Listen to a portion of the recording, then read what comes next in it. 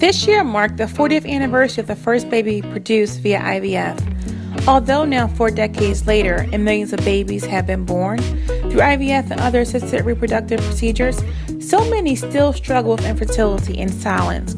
I am Dr. Shugla Prince, here with my husband, Elijah Prince Sr. of Family Management Services. Thank you for joining us for part 2 of Infertile Moments as our conversation continues with Brian and Casey. I know when we did our 3rd cycle, we had got a positive reading, and then ultimately it ended up in miscarriage. And I was just my wife was just so down, and I was down as well, but again, I was just trying to console her. And a lot of times when you experience the loss, although she was carrying the child, my emotions were wrapped up into that, because you figure, you finally get a positive reading. It's like, okay, it's here, it's now, we're going to be parents, and then it ends up in a miscarriage, and now you're kind of looking like, how do I deal with that? And from emotionally, as a man, and as a husband, and as a father, you're always looking to be the provider, the solution.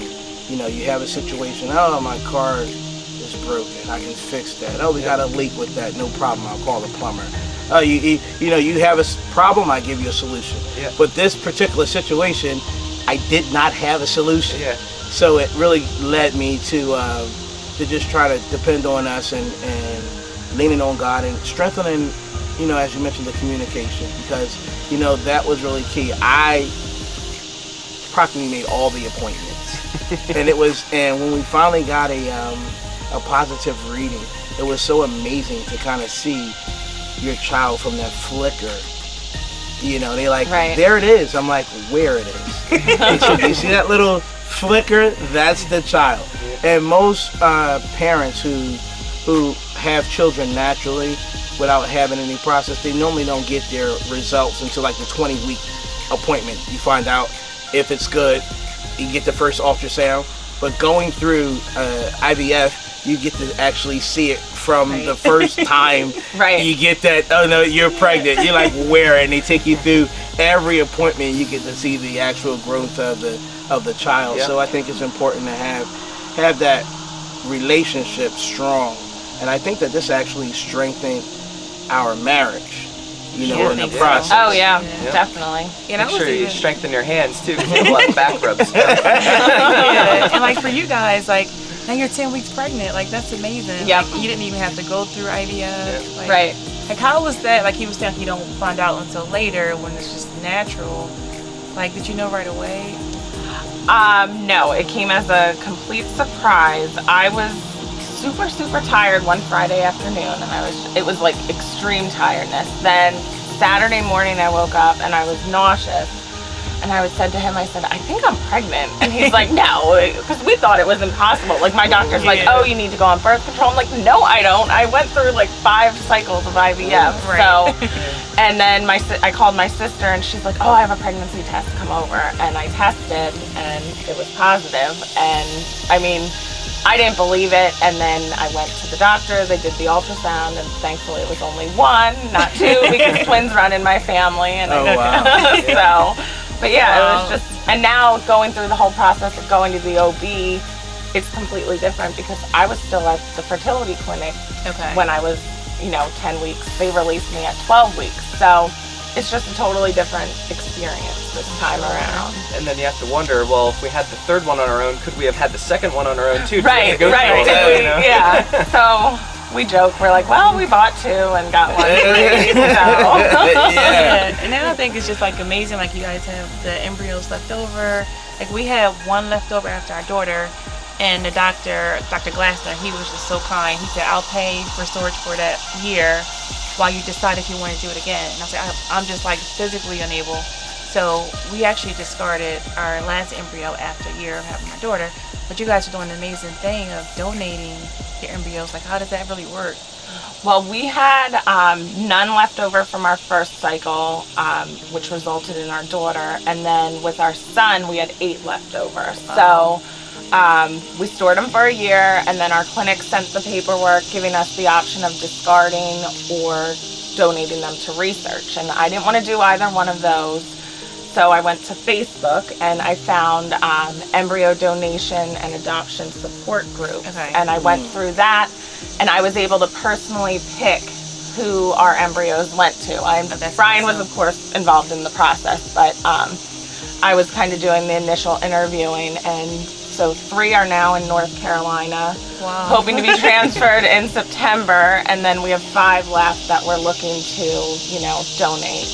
So, and they're all good quality, and they're not PGS tested or anything, but they are good rated qualities. So Yeah, it wasn't really until we saw all the people that are going through the same thing that we were going through on Facebook, and some people actually didn't have any good embryos, and how many people actually needed them. We felt. and some people can't even get embryos going Right. through the IVF process, and I just couldn't imagine not being able to experience carrying a baby, and going through the pregnancy and birth process. So I just wanted to make sure we had 8. I just wanted somebody to be able to use them. Yeah, So- well, say of just like one take, like, would you try to like be involved at all?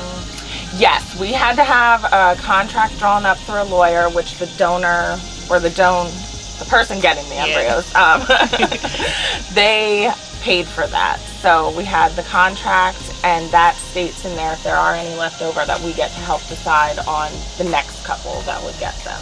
So Awesome. I know sometimes we had a few that were frozen, and once you go through the thawing process, the quality is reduced because the frozen transfers that we did, none of them took. So the 2 children that we have were both fresh cycles. oh wow, Our first and our last Our one. first- okay, Our wow, first cycle was fresh, and we got our son. yeah, The next cycle was frozen transfer, didn't take. The 3rd cycle was fresh. and Miscarriage. we miscarried. The 4th cycle was frozen, didn't take. And then the my 5th cycle was fresh, and we got our daughter. that's crazy. We're complete opposite. Ours were all frozen transfers. Yeah, that our friends. worked. So Yeah, only her frozen ones took. Yeah. Yeah, so you just never, and that's why I always say that you got to look at the spiritual component of it, because you can say, hey, I'm transferring a high quality, and they say, well, you got a 9, and they can give you what the percentages are, but it's really God that determines if you're going to have that opportunity to experience. And you see, even now, no IVF, right. you're pregnant. Yeah. You see, it's just that's the way things happen. But I think the awareness is not really out there, and there's so many people that have a lot of questions and don't know really where to begin. Right. What do I do? I'm experiencing this, and I think that's why it's so important to have support groups and to put information out there. Right. So for all those other families that are dealing with these same issues, because believe it or not, this type of obstacle in your marriage can destroy a marriage. It can. Sure. Yep. It can really destroy a marriage, because you're dealing with the everyday stressors of life, and then you have to kind of set that aside, and then you come home and you got a whole nother set of stressors Right. of trying to be parents. So sometimes that's a lot of stress on a couple or on individuals. Yeah. And I think it's just nice to be able to talk to someone who's been through it and experienced it. Like, I talk to my mom and my sister, but no one actually knows until you actually are in it. So Right. I think that's very helpful.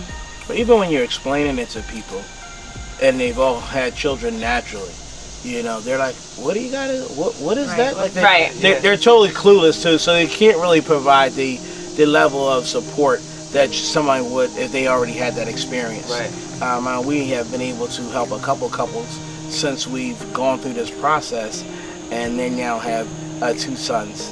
Oh, So great. it's amazing to be able to kind of give back, and sometimes we don't know why we encounter certain obstacles or challenges in life, but then later on we see how that challenge or that hardship now is turned to be a blessing for other families. And I was so excited to hear when I found out that our friends were pregnant, and I was just like, wow, we had a hand in that. We helped them, because he was apprehensive to speak about it, but when I began to open up and tell him what we were dealing with and how we went through it, who we saw, what the challenges, what to expect, it kind of helped him and his wife. And then I went and found out, and he said, oh yeah, she's pregnant. And I was just like, wow, we're pregnant.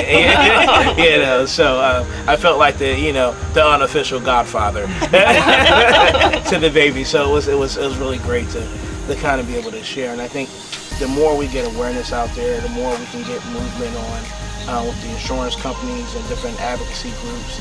The more that's out there, I think ultimately it will lead to an overall more parents experiencing that opportunity. Yes, for sure.